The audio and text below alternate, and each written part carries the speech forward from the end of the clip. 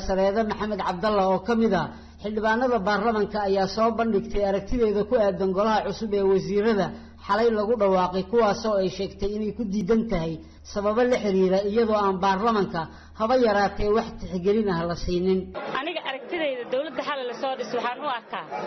in aad baarlamaanka loo yasay oo Soomaaliya ay meel xun ka sii deganayso oo burbur ah. burburka ugu xumaay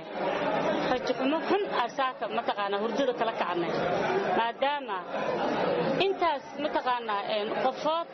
oo junior aan wadankana wax ka ogeyn aan talana cidna laga siinin oo xataa wasiirada qaarkood meel ay ka imaadeen aan la ogeyn wasiir waa siyaasadda wasiirku waa inuu gobolada uu matalay xataa yaqaana xataa dad aan aqoonin goboladooda oo dadka aan ogeyn xataa aan laga warqabin ayaa wasiirada lagu soo daray waa burbur dawladeed si daraana dhacday lagama filaynin baarlamaanka lagama dhaxsaari karo anaga sharci dejiyaal anahay dalka anaga xukunno madaxweynaha anaga keenay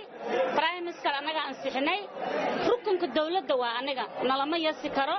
wasiirada haday 20 yihiin ugu yaraan 15 waa inay baarlamaanka ka soo dhaxbaxdaa anaga ma diidinin in dad banaanka laga keeno laakiin dad wax wadi karo dad siyaasad yaqaan waa inay dadka ahaadaan